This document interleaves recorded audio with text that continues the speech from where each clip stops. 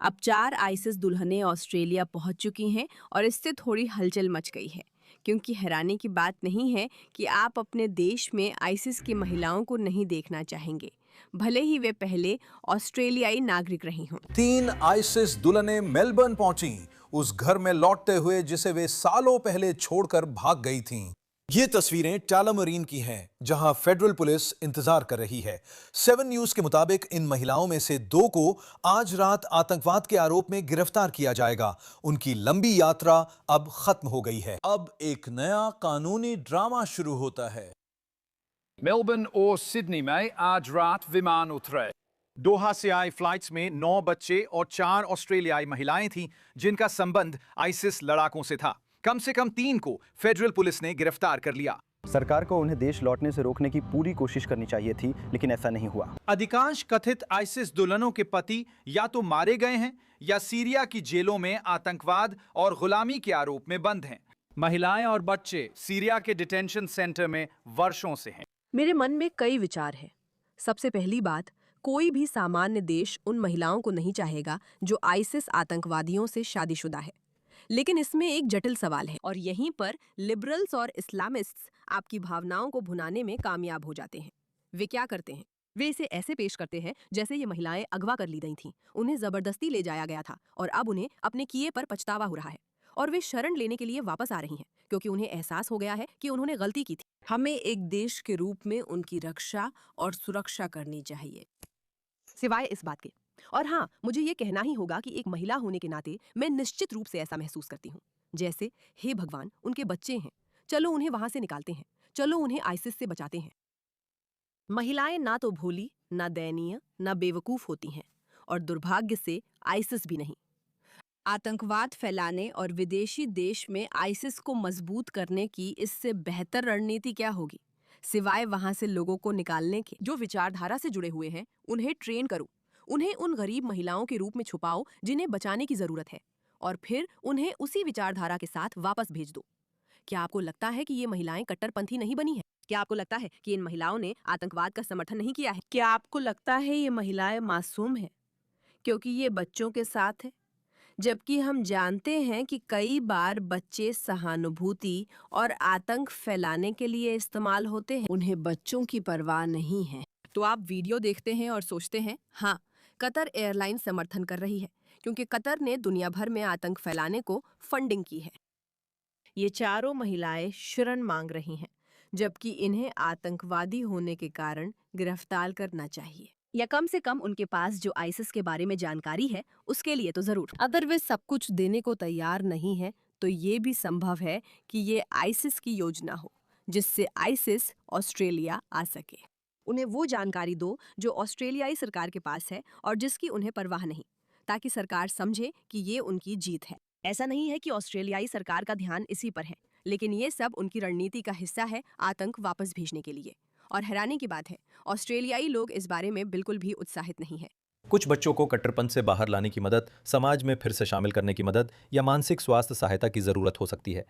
ऑस्ट्रेलियाई सरकार का दावा है कि उसने इस समूह को यहां लौटने में कोई सहायता नहीं की, सिवाय इसके कि उसने पासपोर्ट उपलब्ध कराए, जैसा कि वो किसी भी ऑस्ट्रेलियाई नागरिक के लिए करती है। ये महिलाएं अब लगभग, मुझे लगता है, पिछले 10 सालों से जांच के दायरे में हैं। ये उनका पहला अनुभव नहीं, संघीय पुलिस पहले भी ऐसा कर चुकी है। आईएसआईएस से जुड़ी महिलाएं पुलिस के लिए चिंता का कारण हैं। जुनाई सफर, जिनाब अहमद, जहला अहमद, कौरूसर अब्बास। ACO, लेकिन कुछ का मानना है कि उनके बच्चों को भुला दिया गया है। मुझे लगता है इसे बहुत खराब संभाला गया। उन्हें समर्थन मिलना चाहिए। वे निर्दोष और ऑस्ट्रेलियाई हैं। वे निर्दोष है और वे ऑस्ट्रेलियाई है। क्या वे निर्दोष है? आप ये कैसे जानती हैं? आप इतनी दृढ़ता से ये कैसे कह सकती हैं? पुशबैक में आपका स्वागत है। मैं मीरा के, आपकी होस्ट। इस वीडियो को प्रमोट करें और सब्सक्राइब करें। अब आप उस आंदोलन का हिस्सा है जो पागल बयानबाजी के खिलाफ है, और मैं उस उदाहरण को सामने लाना चाहती हूँ क्योंकि मुझे लगता है कि ये वाकई बहुत ही खास है। हम बच्चों के लिए काफी नहीं कर रहे, वे मासूम हैं। मीडिया भी यही करती है। असल में आपको जानकारी देने के बजाय ये बहुत संभव है कि इन बच्चों को कट्टरपंथी बना दिया गया हो, और इन महिलाओं को भी कट्टरपंथी बना दिया गया हो, क्योंकि ये पहली बार नहीं है जब उन्होंने ऐसा किया है। इसलिए हम एक देश के रूप में दुनिया भर में अपने नागरिकों के प्रति जिम्मेदारी महसूस करते हैं। हम चाहते हैं कि महिलाएं सुरक्षित रहें और अगर उन्हें आईसिस ने अगवा किया है तो मदद मिले। अगर बच्चों ने सच में कष्ट झेला है तो उनकी देखभाल और उपचार करना बहुत जरूरी है। सबसे पहले ये देखना जरूरी है कि वहाँ वाकई में आईएसआईएस के सक्रिय सदस्य, जिनमें महिलाएं और बच्चे भी शामिल हैं या नहीं। ये घटनाओं का सही चित्रण है, पर वीडियो में युवक कहता है कि ये लोग निर्दोष हैं और इनके साथ गलत हो रहा है। यही उलझन है जिसमें वे आपको डालते हैं ताकि आप सूक्ष्म राय ना बना सकें, जैसे कि ये लोग आतंकवाद से जुड़े रहे हैं या वहां क्यों गए थे, शायद अब भी जुड़े हों। वे हमारी सोच को उकसाते हैं कि ओह, ये गरीब महिलाएं कितनी बेबस है, हमें इन्हें बचाना चाहिए। अगर हम ऐसा नहीं करते तो हम भी और तुम भी बुरे लोग हैं और अपनी ऑस्ट्रेलियाई अच्छाई को नीचा दिखा रहे हैं, जो दयनीय है। जब आप झूठ के जाल में फंसते हैं तो अपने बच्चों को नुकसान पहुंचाते हैं। बॉन्डी बीच, आईएसआईएस, याद रखें। याद कीजिए, जब आप अपने देश में आतंकवादियों को आने देते हैं तो क्या होता है? यही होता है।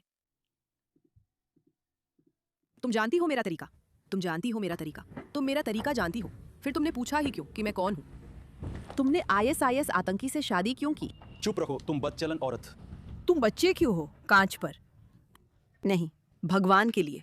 क्या तुम चाहती हो कि मैं तुम्हें लाइव देखने को आईफोन दूं? मेरे पास टीवी है। अब क्या करोगी टेरी मेलवेयर? क्या तुमने देखा है कि कुछ लोग उनका बचाव कर रहे हैं? Lewis, all Islamists.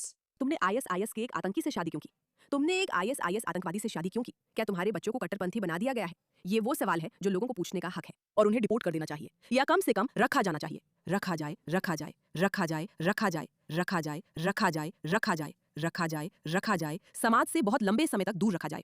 कुछ ही देर पहले ये मुफ्त है। अब तुम क्या करोगे टेरी मालवेयर?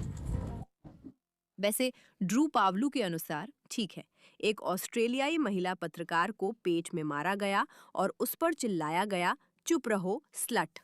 ठीक है, ये अच्छा नहीं है, ये अच्छा नहीं है।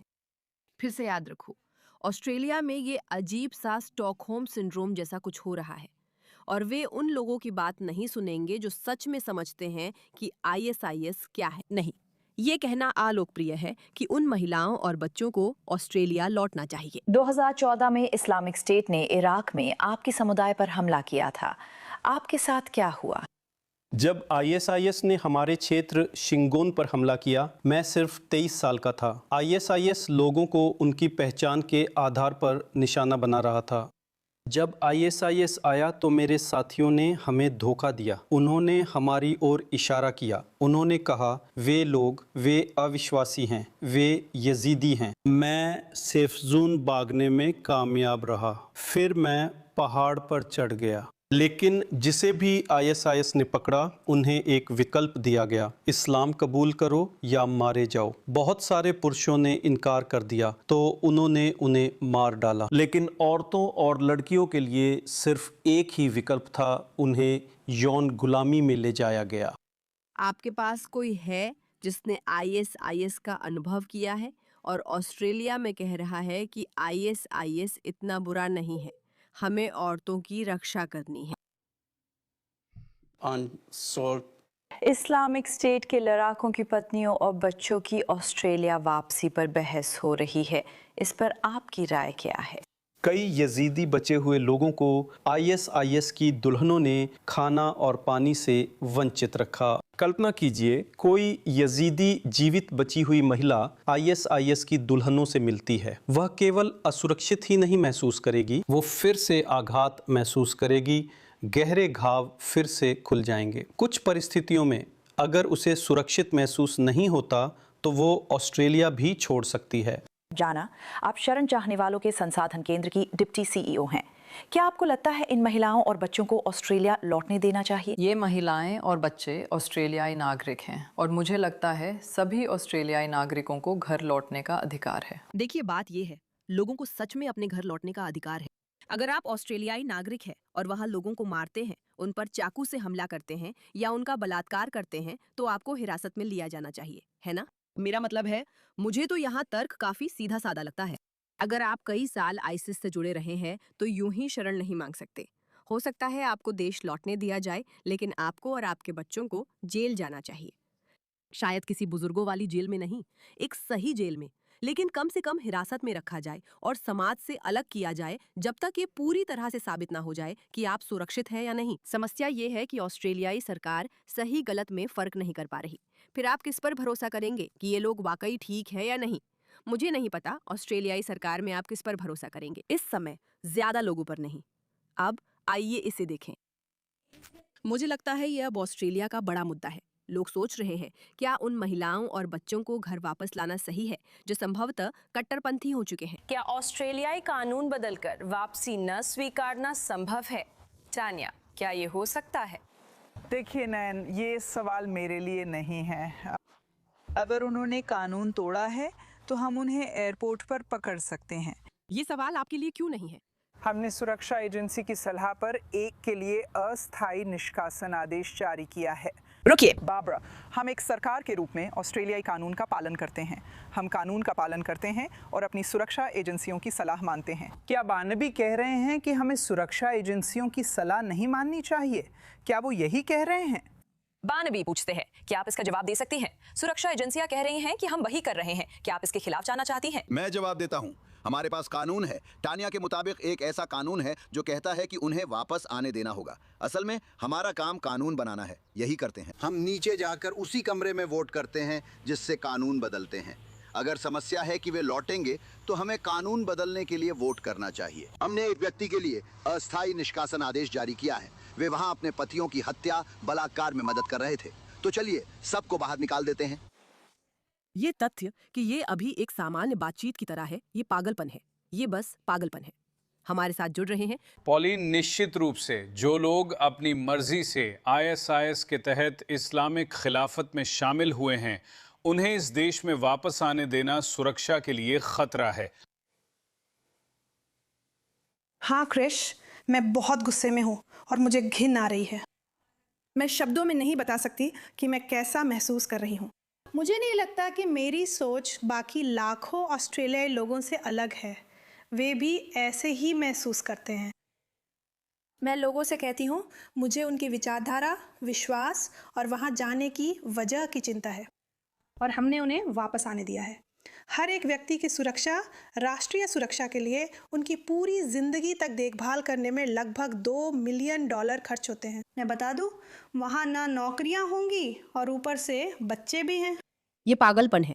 सरकार इन आईएसआईएस के हर एक सदस्य के लिए $2 मिलियन खर्च करने जा रही है, जो स्वेच्छा से एक आतंकवादी सिस्टम का हिस्सा बनने गए थे और अब देश और ऑस्ट्रेलियाई टैक्स पेयर्स के पैसे की कीमत पर वापस लाए गए हैं, ताकि वे अपने देश में आईएसआईएस की आतंकवादी विचारधारा ला सके। इस बारे में कोई गलतफहमी मत रखिए, यही योजना है। लोग इससे परेशान और नाराज हैं, लेकिन फिर भी इसे महिलाएं और बच्चे जैसी सुर्खियों में पेश कर देते हैं। महिलाओं और बच्चों को जो स्वेच्छा से आईएसआईएस के लड़ाकों से शादी करने गई थीं, उन्हें गलती से ले जाए गए कहना सच नहीं है। क्या आप जानते हैं कि किसी पश्चिमी देश में रहना और फिर आईएसआईएस के किसी सदस्य को ढूंढकर उनसे शादी करने जाना कितना जटिल है? क्या आप जानते हैं कि ये कितना मुश्किल है? ऐसा करने के लिए कितनी समझदारी और योजना चाहिए। ये लोग निर्दोष नहीं हैं। ये समझ से बाहर है कि सिर्फ इसलिए कि वे महिलाएं हैं, क्या हमें आतंकवादियों को हमारे देश में आने और कब्जा करने के लिए पैसे देने चाहिए? इस मुद्दे पर ध्यान देने के लिए धन्यवाद।